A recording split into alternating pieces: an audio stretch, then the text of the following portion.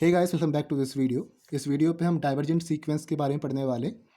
तो किसी भी सीक्वेंस को हम डाइवर्जेंट सीक्वेंस कब कहते हैं, क्या डेफिनेशन लिखी है? A sequence is said to be a divergent sequence if it diverges to इधर प्लस इन्फिनिटी और माइनस इन्फिनिटी। किसी भी सीक्वेंस को डाइवर्जेंट सीक्वेंस कब कहेंगे? जब या तो आपको प्लस इन्फिनिटी पे डाइवर्ज कर रहा है या तो आपको माइनस इन्फिनिटी पे डाइवर्ज करेगा।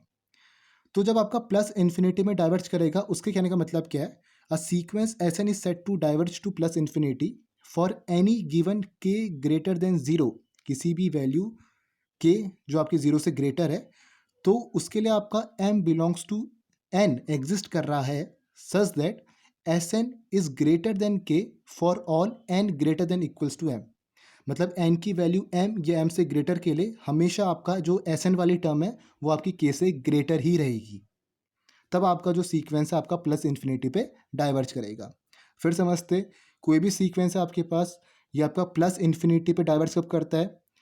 जब आपके किसी के ग्रेटर देन जीरो के लिए, के आपका कितना भी लार्ज नंबर हो सकता है, तो उसके लिए आपका m एग्जिस्ट कर रहा है। नेचुरल नंबर पे ही आपका एक m एग्जिस्ट कर रहा है सच दैट कि जो आपका सीक्वेंस की कोई भी टर्म है वो आपकी ग्रेटर देन k होगी for all n greater than equals to m।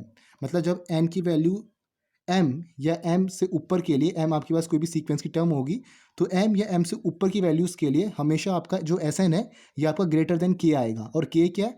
k आपकी जो वैल्यू है जो जीरो से ग्रेटर है और कितनी भी ऊपर आपकी वैल्यू यहाँ पर हो सकती है। फॉर एग्जाम्पल, हमारे पास एक सीक्वेंस है 2n, हमने कोई एक सीक्वेंस ली है, तो इसको अगर हम ओपन करें तो क्या आएगा आपके पास 2 4 6 8 10 12 अप टू 100 ऐसे चलते रहेगा।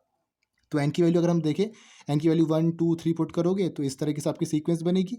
अब ये सीक्वेंस आपकी क्या कर रही है? डाइवर्ज कर रही है टू प्लस इन्फिनिटी। इसको अगर हम यहाँ पर इस स्टेटमेंट से देखें तो हम कैसे देख सकते हैं? हम यहाँ पर के की वैल्यू कुछ ले लेते हैं। जैसे फॉर एग्जाम्पल मैंने के की वैल्यू यहाँ पर 12 ले रखी है, क्योंकि कोई भी नंबर ले सकते हैं। तो एनी के ग्रेटर देन जीरो, तो के की वैल्यू हमने यहाँ पर 12 ली है। और जो m वाली टर्म है, हमने कहा कि k ग्रेटर देन जीरो के लिए आपका m एक टर्म एग्जिस्ट कर रहा है, तो m हमने मान के चलिए एट्थ आपका टर्म है। तो एट्थ टर्म अगर हम देखें तो 1 2 3 4 5 6 7 8 ये वाली आपकी टर्म है। तो इसको हम ले लेते हैं फॉर एग्जांपल, और k की वैल्यू 12 मैंने मान ली है। ठीक है, तो n greater than equals to 8 के लिए, n greater than equals to 8 के लिए हमेशा आपका जो सीक्वेंस की कोई भी टर्म है वो आपकी ग्रेटर देन k आएगी। जब आप यहाँ पर m एट्थ टर्म लोगे तो कितना आएगा? 2 8 जा 16, जो आपकी k से बड़ा है। जब इसके ऊपर की भी टर्म लोगे 9, तो अगेन वो आपका कितना आएगा? 2 इंटू 9 18, देन आपका 2 इंटू 10 20। तो हमेशा आपके वो जो हमने k की वैल्यू ले रखी है 12, हमेशा आपका उससे ऊपर ही आएगा। तो हमने यहाँ पर k की वैल्यू 12 मानी और m की वैल्यू हमने मान ली एट्थ टर्म है आपकी। तो एट्थ टर्म के लिए आपका कितना आ रहा है यहाँ पर? 2 इंटू 8 16 आएगा। तो n की वैल्यू 8 या 8 से ग्रेटर के लिए हमेशा आपकी सीक्वेंस की टर्म ग्रेटर देन k आएगी, मतलब ग्रेटर देन 12 आएगी। ठीक है, तो ये सीक्वेंस आपकी डाइवर्ज कर रही है टू प्लस इन्फिनिटी। ठीक हो गया? देन आपका नेक्स्ट आता है, कोई भी सीक्वेंस आपकी माइनस इन्फिनिटी पे डाइवर्ज कर रही है, उसका मतलब क्या हुआ? A sequence S N is said to diverge to minus infinity if for any given K less than zero. किसी वैल्यू के जो आपकी लेस देन जीरो है, और कितनी भी आपकी कम वैल्यू हो सकती है, कितनी भी नेगेटिव वैल्यू आपकी हो सकती है, क्योंकि के लेस देन जीरो लिखा हुआ है। तो के लेस देन जीरो के लिए आपका एक टर्म आपकी एग्जिस्ट कर रही है जो आपकी नेचुरल नंबर में से ही है, such that S N less than K for all N greater than equals to M. तो हमने क्या बोला यहाँ पर? किसी के लेस देन जीरो के लिए एम आपकी एक टर्म एग्जिस्ट कर रही है जिससे ऊपर की जितनी भी टर्म है वो आपकी एस एन लेस देन के हो। तब आपका जो सीक्वेंस होगा वो आपका माइनस इन्फिनिटी पे डाइवर्ज करेगा। इसका मतलब क्या है? फॉर एग्जाम्पल मैंने एक सीक्वेंस ले रखा है -3 to the power 2 -3 to the power 3 up to 3 to the power n। अब ये सीक्वेंस आपका माइनस इन्फिनिटी पे डाइवर्ज कर रहा है। एग्जाम्पल लेते हैं, जैसे हमने यहाँ पर के की वैल्यू मान ली है -27, मतलब ये वाली टर्म हमने यहाँ पर मान लिया के की -27 है।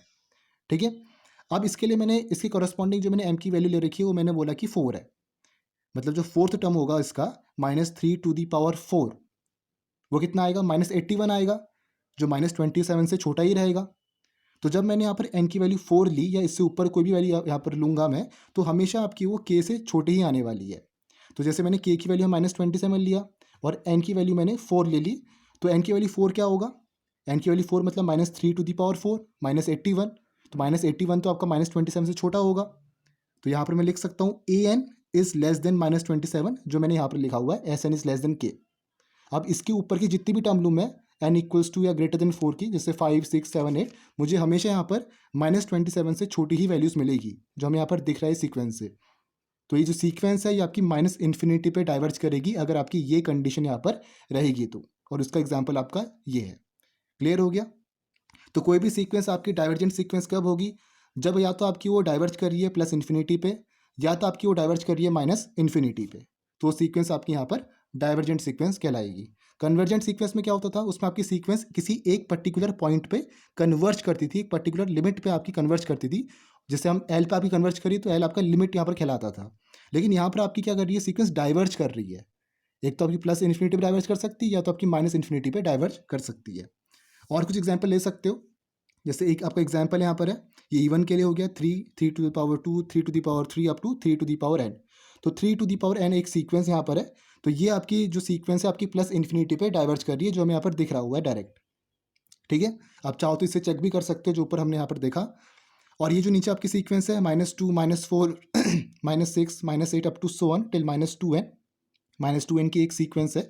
तो ये सीक्वेंस आपकी माइनस इन्फिनिटी पे डाइवर्ज कर रही है। क्लियर हो गया? तो ये कुछ कुछ आपके एग्जांपल्स थे जिसमें आपकी सीक्वेंस प्लस इन्फिनिटी पे डाइवर्ज कर रही है, माइनस इन्फिनिटी में यहाँ पर डाइवर्ज कर रही है। तो ऐसी सीक्वेंस को हम कहते हैं डाइवर्जेंट सीक्वेंस, जो या तो प्लस इन्फिनिटी पे डाइवर्ज करेगी या तो आपकी माइनस इन्फिनिटी पे डाइवर्ज करेगी।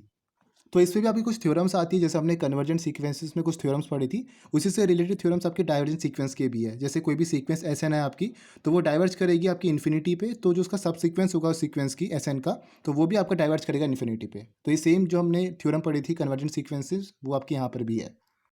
और भी कुछ आपकी थ्योरम्स है, जैसे कोई आपकी दो सीक्वेंस है Sn और Tn, कोई दो सीक्वेंस है, तो अगर वो आपकी दो सीक्वेंस इन्फिनिटी पे डाइवर्ज कर रही है, तो उन दोनों का जो सम होगा सीक्वेंस का Sn प्लस Tn, या उनका जो मल्टीप्लिकेशन होगा Sn और Tn, तो वो भी आपका इन्फिनिटी पे ही डाइवर्ज करेगा। तो ये हमने पहले देखा हुआ है कन्वर्जेंट सीक्वेंसेस भी। तो सेम थ्योरम आपकी जो कन्वर्जेंट सीक्वेंसेस थी, वही थ्योरम आपकी डाइवर्जेंस थ्योरम की भी है।